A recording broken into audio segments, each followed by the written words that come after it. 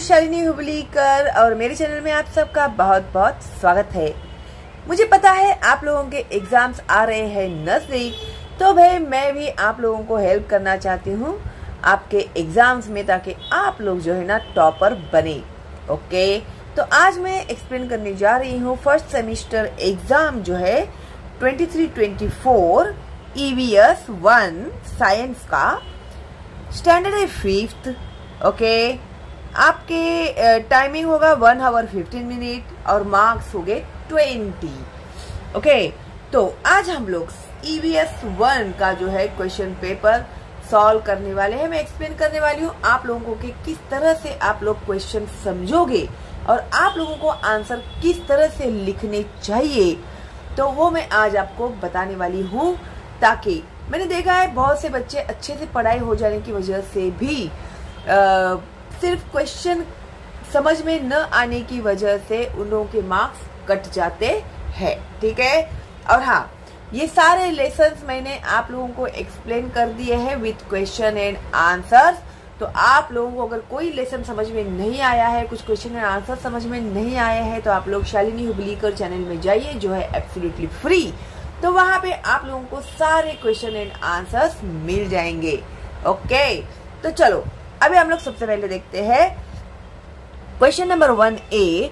Choose the correct option and fill in the blanks. तो अभी देखो यहाँ पर ब्रैकेट में तुम लोगों को कुछ आंसर्स दिए हुए हैं, ठीक है, और यहाँ पर उन लोगों ने आपको 1 और 2 ही क्वेश्चन पूछे हैं और आंसर्स के ऑप्शंस में उन्होंने आपको 3 आंसर्स दिए हुए हैं, ताकि आप लोग हो जाओ कंफ्यूज और आप लिखे गलत आंसर। ओके, लेकिन हम लोग है बहुत स्मार्ट, गलत आंसर तो हम लोग सिलेक्ट नहीं करेंगे, है क्या नहीं। तो सबसे पहले क्वेश्चन समझना जरूरी है क्या नहीं हम लोगों को, तो ये सही आंसर चुन पाएंगे हम लोग। तो अभी देखो 1, our society works according to certain, क्या आएगा, रूल्स आएगा। अपनी जो सोसाइटी है वो कैसे काम करती है, कुछ रूल्स के साथ वो काम करती है, रूल्स कायदा कानून के साथ वो काम करती है। तो सोसाइटी कैसे चलती है, कुछ रूल्स एंड रेगुलेशंस के साथ सोसाइटी चलती है। ये लेसन मैंने एक्सप्लेन किया है, अगर आपको नहीं समझ में आया होगा तो प्लेलिस्ट में जाके देख लेना। ओके, उसके बाद है 2, a diet that provides all the constituents of food in the right proportion is called a balanced diet। यानी डाइट यानी क्या, हम लोग जो भी खाना खाते हैं उसमें हम लोगों को सब कुछ मिल जाता है, प्रोटीन मिलता है, मिनरल्स मिलते हैं, विटामिन्स मिलते हैं। ओके, तो सारी प्रॉपर्टीज जिस डाइट में होती है उसे हम लोग कहते हैं बैलेंस्ड डाइट। ओके, अभी यहाँ पर है B, मैच दी फॉलोइंग। अभी देखो यहाँ पर तुम लोगों को इन्होंने मैच दी फॉलोइंग में ग्रुप्स दिए हैं, group A and group B। फिर उसके बाद तुम लोगों को सेंटर में आंसर लिखने के लिए कहा है। तो भी जिस हिसाब से इन्होंने ये आप लोगों को दिया है, आप लोगों को भी उसी तरह से बॉक्सेस बनाने होंगे। फिर उसके बाद आप लोगों को ग्रुप A लिखना है, सेंटर में आंसर करना है, फिर उसके बाद यहाँ पर ग्रुप B लिखना है। ठीक है, अभी ये ग्रुप B नहीं लिखोगे तो भी चलेगा, group A and direct answer लिखोगे तो भी चलेगा। इसमें क्या होगा, तुम लोगों का जो टाइम है वो बच जाएगा। ओके, अभी यहाँ पर 1 इन्होंने दिया है मायानी लेक। अभी जब मैंने लेसन आपको सिखाया हुआ था तो मायानी लेक जो है वो बर्ड्स जो है वहां पर जाते हैं, जब माइग्रेशन करते हैं तो वहां पर बर्ड्स जाते हैं मायानी लेक में। तो वो क्या है, तो वो है फ्लैमिंगोज। तो यहाँ पर लिखो तुम लोग फ्लैमिंगोज, अभी मैं पूरा नहीं लिखूंगी, तो फ्लैमिंगोज लिखना है यहाँ पे। ओके, उसके बाद है 2, grain stored in a damp place. Damp यानी जहाँ पर नमी होती है ना, ऐसे जगह पर अगर हम लोग अपना ग्रेन यानी अनाज रखेंगे तो क्या होगा, वहां पे गीलापन होने की वजह से क्या होगा, फंगस अटैक होगा, है ना। फिर वो बोलते हैं ना उसको बुरसी लगना बोलते हैं क्या नहीं, तो वो फंगस अटैक उसमें होगा। तो हमारे 1 और 2 ये आंसर है। अगेन इन लोगों ने आप लोगों को बाइसेंस दिया हुआ है कंफ्यूज करने के लिए। ओके, ताकि आप लोग कुछ गड़बड़ कर दो और आप लोगों के मार्क्स चले जाए। तो बिल्कुल गड़बड़ नहीं करनी है आप लोगों को, और प्रॉपर आंसर ही आप लोगों को लिखना है। ओके, आई होप आप लोगों को अच्छे से समझ में आ रहा है। उसके बाद है question number 2A, answer the following questions any 3। अभी देखो, इन्होंने तुम लोगों को यहाँ पर दिए हैं 1, 2, 3 एंड 4 क्वेश्चंस दिए हैं, ठीक है। तो इन 4 क्वेश्चंस में से जो कोई भी 3 के आंसर्स जो तुम लोगों को इजी लगते हैं, जिस आंसर के ऊपर तुम लोगों को कॉन्फिडेंस है, तो वो आंसर ही तुम लोगों को लिखना है सबसे पहले, ठीक है। तो नंबर 1 है व्हाट इज टॉलरेंस। टॉलरेंस यानी सहन करना, कुछ भी टॉलरेट करना, उसे टॉलरेंस कहते हैं।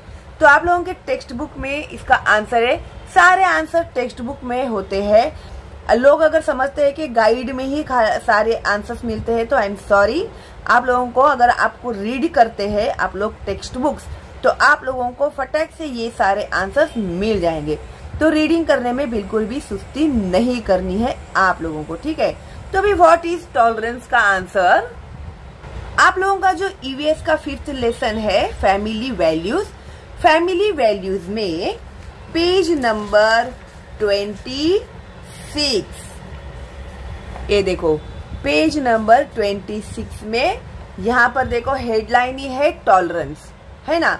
तो व्हाट इज टॉलरेंस, टॉलरेंस का मतलब क्या है, तो respecting opinions which are different from our own is called tolerance और ब्रॉड माइंडेडनेस। ये लेसन है ना, मैंने बहुत ही डिटेल में तुम लोगों को एक्सप्लेन करके सिखाया हुआ है वर्ड टू वर्ड, और ये लेसन इम्पोर्टेंट भी है आप लोगों के एग्जाम्स के लिए, और इसमें जो भी एक्सप्लेनेशन है वो बहुत ही इम्पोर्टेंट है तुम लोगों की नॉलेज के लिए भी। अगर ये लेसन तुम लोगों को समझ में नहीं आया है ना, तो प्लीज इसका एक्सप्लेनेशन आप लोग देख लेना, क्योंकि टेक्स्ट बुक में से ही इसे मैंने एक्सप्लेन किया है वर्ड टू वर्ड। ओके, तो अभी respecting opinions which are different from our own का मतलब ये होता है, अगर किसी भी बात के ऊपर हम लोग आपस में 2 दोस्त मिलके या परिवार में बैठ के तुम लोग बात कर रहे हैं, ठीक है, तो जरूरी नहीं है ना कि जो हम लोगों को सही लग रहा है वो सामने वाले को भी सही लगे, है क्या नहीं। फिर क्या होता है, अगर तुम लोग अपने ही बात पे अड़ जाओ, सामने वाला अपने ही बात पे अड़ जाए, तो फिर क्या हो जाएगा, झगड़ा हो जाएगा फिर, है ना। छोटी सी बात कहाँ की कहाँ चली जाएगी। तो कभी भी हम लोगों को सामने वाला जो बात कर रहा है उसकी बातों को, अपने से अलग होंगे उसके विचार, ओपिनियंस बोलते हैं उसको, उसके विचार अगर अपने से अलग भी है तो उसके रिस्पेक्ट देके हम लोगों को उसकी बात को सुननी चाहिए, ठीक है। तो इसका मतलब क्या हो गया, आप में उतनी क्षमता है, कैपेसिटी है सामने वाले की बात सुनने की, जिसे कहते हैं tolerance and broad mindedness. Okay, broad mindedness यानी जो ऐसे ब्रॉड माइंड के होते हैं, ब्रॉड यानी दिमाग बड़ा नहीं होता है उसमें, ठीक है, विचार बड़े होते हैं, तो सामने वाले की बातों को सुनते हैं, ठीक है। तो ये उसका आंसर, गॉट इट। थोड़ा सा जूम करती हूँ, पुस्तक है ना तुम लोग के पास, तो उसमें देखो पेज नंबर 26 में। Okay okay, good. उसके बाद है 2, give 2 causes of air pollution. Air pollution के 2 कारण, कोई भी 2 कारण बताओ। तो ये है व्हीकल एमिशंस। व्हीकल एमिशंस यानी जो गाड़ियां वगैरह चलती है उसके पीछे से जो धुआं वगैरह निकलता है, उस धुएं की वजह से एयर पॉल्यूशन होता है। उसके बाद है फॉरेस्ट फायर, मैंने इजी दिए हैं तुम लोगों को। ओके, तो फॉरेस्ट फायर यानी जंगल में आग लग जाती है, तो अभी जंगल कितना बड़ा होता है क्या नहीं, तो जंगल में इतने सारे अगर पेड़ जल जाएंगे तो तुम लोग सोचो कि कितना सारा धुआं हो जाएगा। तो वो भी एक कारण है फॉरेस्ट फायर, एयर पॉल्यूशन का। ओके, उसके बाद है 3, 2 सोर्सेस ऑफ प्रोटीन्स। तो प्रोटीन्स के कोई भी 2 सोर्सेज इन्होंने हमें यहाँ पर लिखने के लिए कहा है, वो है फिश है, एग्स है, फिर पनीर वगैरह, मीट, चिकन, ये भी सब प्रोटीन उसमें ज्यादा मात्रा में होती है। ओके, लेकिन हम लोग को इन्होंने 2 ही लिखने के लिए कहा है, तो भाई क्यों हम लोग ज्यादा मेहनत करें, है क्या नहीं। कोई भी 2 जिसके स्पेलिंग्स आपको अच्छे से आते हैं वो ही लिखना, जिसका स्पेलिंग नहीं आता है वो मत लिखना। उसके बाद है 4 big obstacles in our society. अबे हमारे समाज में, यानी हमारा समाज कैसे आगे बढ़ने के लिए अच्छा स्कोप होना चाहिए, है क्या नहीं। तो क्या है बिग ऑब्स्टिकल्स, यानी अड़चन क्या है हमारे समाज में, बड़े अड़चन क्या है। कोई भी 2 हम लोगों को इन्होंने लिखने के लिए कहा है, तो मैंने एक लिखा है पॉवर्टी। पॉवर्टी का मतलब होता है गरीबी, ठीक है, तो ये एक कारण है। और सेकंड मैंने लिखा है लैक ऑफ एजुकेशन। एजुकेशन जो है, पढ़ाई लिखाई, उसकी बहुत कमी है। हमारे जो गांव में, विलेज में लोग रहते हैं, वो लोग क्या करते हैं, एजुकेशन को ज्यादा महत्व नहीं देते। आई थिंक अभी उन लोगों को भी एजुकेशन की वैल्यू पता चली है, वो भी अपने बच्चों को अभी पढ़ने के लिए भेज रहे हैं। इसमें एक और भी आप लोग ऐड कर सकते हैं, population, increasing population, increasing population, यानी लोक संख्या जो है वो बढ़ते जा रही है। ये भी एक बहुत बड़ा ऑब्स्टिकल है। लोक संख्या बढ़ने की वजह से अनाज कम पड़ता है, पानी कम करती है, रहने के लिए जगह कम पड़ती है ना। तो ये भी एक ऑब्स्टिकल है। ये मैंने आप लोगों को एडिशनल दिया हुआ है, तो जो आप लोगों को इसमें से इजी लगता है वो आप लिख सकते हैं।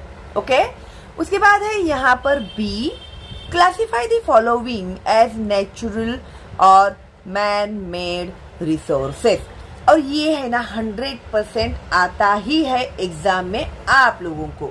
ओके, तो ब्रैकेट में इन लोगों ने आप लोगों को 4 नाम दिए हुए, जरूरी नहीं है कि यही नाम आएंगे, कोई दूसरे भी नाम आ सकते हैं आप लोगों को, ठीक है। लेकिन नेचुरल रिसोर्सेज क्या होता है, जो कुदरती तौर से हम लोगों को मिलता है। ओके, और जो है मैन मेड, मैन मेड जिसे इंसानों ने बनाया हुआ है, ठीक है। तो हम लोगों को क्या करना है, दोनों डिवाइड करने हैं। पहले नेचुरल में हम लोग लिखते हैं सॉइल, मिट्टी, मिट्टी जो है वो कुदरती तौर पे हम लोग को मिलती है। और फिर है वाटर, वाटर भी हम लोगों को कुदरती तौर पर ही मिलती है। तो ये 2 क्या हो गए, नेचुरल। अभी मैन मेड, मैन मेड क्या है, टेबल, टेबल किसने बनाया, इंसान ने बनाया। और ये ब्रिक, ब्रिक यानी ईंटें जो होते हैं ना, इमारतें बनाने के लिए, घर बनाने के लिए यूज करते हैं, तो वो ईंटें किसने बनाई है, वो इंसान ने बनाई हुई है। ओके, तो ब्रिक। उसके बाद है सी, गिव रीजन एनी वन। तो यहाँ पर तुम लोगों को 2 दिए हैं उन्होंने, 2 में से तुम लोगों को जो अच्छे से आता है वही लिखना है, लेकिन नंबर बराबर से डालना तुम लोग, ठीक है।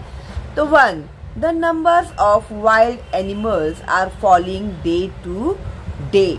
अभी number of wild animals, wild animals यानी जो शेर होते हैं, शेर, लायन, ये जो होते हैं ये वाइल्ड एनिमल्स होते हैं।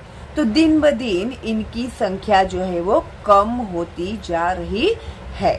तो गिव रीजन का मतलब होता है कारण बताओ, भाई क्यों कम होती जा रही है। तो उसका रीजन ये है कि due to climate change and global warming. अभी क्लाइमेट चेंज हो जाता है, वातावरण चेंज हो जाता है, और ग्लोबल वार्मिंग ये एक कारण है। जो उनकी जो बॉडी है ना वो एडजस्ट नहीं कर पाती है उस क्लाइमेट के साथ, तो उनकी मौत हो जाती है। अभी फॉर एग्जांपल देखो, हम लोग को बहुत ज्यादा गर्मी लगती है तो हम लोग क्या करते हैं, एसी वीसी चला देते हैं, पंखे बिंखे चला देते हैं। लेकिन इन लोगों के पास कहाँ जंगल में एसी और पंखे मिलेंगे, है ना। तो बेचारों उन लोगों को फेस करना पड़ता है उस चेंज को। तो क्या होता है, कुछ एनिमल्स जो है उसे फेस नहीं कर पाते हैं और इस कारण उन लोगों की मौत हो जाती है। ओके, उसके बाद है हंटिंग। हंटिंग यानी क्या करते हैं, शिकार करते हैं। इंसान लोग जाते हैं वहां पे हंटिंग करते हैं, शिकार करके उन्हें मार देते हैं, फिर उनके नाखूनों के बदले में उन्हें पैसे मिलते हैं। फिर उनकी जो चमड़ी होती है उसके लिए उन्हें पैसे मिलते, तो वो बेचते हैं उनको। तो बेचने के लिए वो हंटिंग करते हैं, इस वजह से भी उनकी जो संख्या है वो कम होती जा रही है। And poaching of wild animals, इतना लिखोगे तो तुम लोगों को तुम्हारे पूरे मार्क्स मिल जाएंगे। ओके, उसके बाद देखो यहाँ पर दिया है one should avoid eating food that has got spoiled. जो फूड खराब हो गया है उसे खाने से अवॉइड करना चाहिए। अवॉइड क्यों लिख रहे भाई, खाना ही नहीं चाहिए इसे लिखना चाहिए। ओके, तो क्यों नहीं खाना चाहिए उस फूड को, क्योंकि सच फूड इज नॉट न्यूट्रिशियस, वो न्यूट्रिशियस नहीं होता है। And can be dangerous for health, तो वो हेल्थ के लिए भी डेंजरस होता है। It can be cause for food poisoning, ये भी तुम लोग इसमें ऐड कर सकते, लेकिन मुझे जगह यहाँ पर बहुत कम पड़ रही थी, इसके लिए मैंने ये 2 ही पॉइंट्स लिखे हुए हैं। ओके, उसके बाद देखो question number 3, A attempt the following any 2। अभी यहाँ पर 3 क्वेश्चन दिए, 3 में से कोई भी 2 आप लोगों को लिखने हैं। ठीक है, attempt the following any 2। 1, describe the life cycle of birds. अभी जो बर्ड्स होते हैं उनकी लाइफ साइकिल क्या होती है, तो birds lay eggs in nest, पहले वो अंडा देते हैं घोंसले में, and the eggs hatched into chicks, फिर उसको हैच किया जाता है, फिर उसे क्या उसमें से चिक्स निकलते हैं। द चिक is the second stage. Okay, अंडे में से जो बच्चे आते हैं वो सेकेंड स्टेज। चिक grow and develop into a mature bird, फिर वो जो चिक होते हैं वो बड़े हो जाते हैं, फिर वो बड़े मैच्योर हो जाते हैं, बड़े होके मैच्योर हो जाते हैं। ओके, तो यही है। फिर वो अंडे देते हैं, फिर वो चिक को हैच करते हैं, फिर अंडे को हैच करते हैं, उसमें चिक्स निकलते हैं, चिक्स बड़े होते हैं, फिर वो बड़े अंडे होते हैं, बड़े होने के बाद में ये साइकिल चलती ही रहता है। उसके बाद है व्हाट आर कार्बोहाइड्रेट्स। तो ये लेसन मैंने सिखाया है बहुत इजी लैंग्वेज में, तो प्लीज आप लोग ये लेसन एक बार देख लेना, क्योंकि वो आपका दिमाग से उड़ गया होगा। ठीक है, तो अभी यहाँ पर लिखा है मैंने, ये फर्स्ट वाला आंसर है, लाइन दिया है उतना तक ही। फिर उसके बाद है carbohydrates. Carbohydrates is the sugar, starch and fibre found in regular food items like fruits, grains and dairy products. तो इसमें से हम लोगों को कार्बोहाइड्रेट मिलता है। ठीक है, उसके बाद दिया है what is gender equality. Gender equality means क्या होता है, तो बॉयज एंड गर्ल्स और man and women are equal.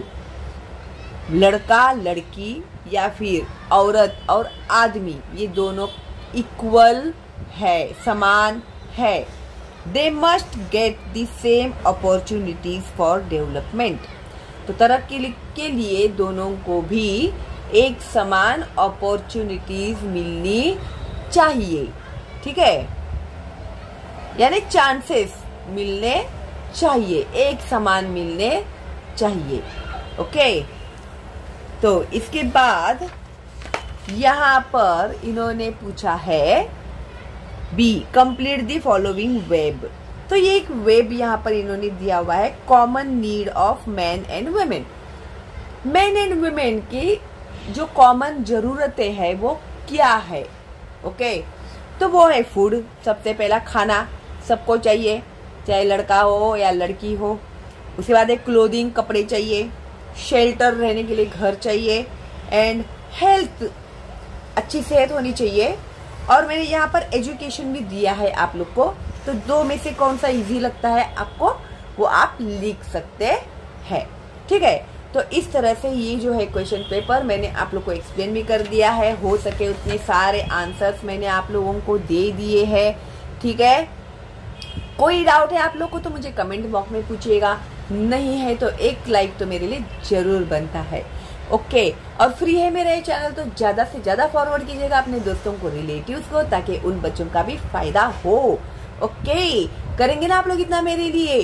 Thank you, how sweet of you. तो चलो मिलते हैं बहुत जल्दी ही अगली वीडियो में अगला क्वेश्चन पेपर लेके। हाँ, मैं अभी आप लोगों के लिए सारे क्वेश्चन पेपर्स अपलोड करने वाली हूँ। तो आप नए हैं तो सब्सक्राइब कीजिए, बेल का आइकन टैप कीजिए और फॉरवर्ड कीजिएगा अपने दोस्तों को, रिलेटिव्स को, ताकि उन बच्चों का भी फायदा हो। ओके, तो चलो देन, ऑल द बेस्ट आप लोग को एंड बाय बाय।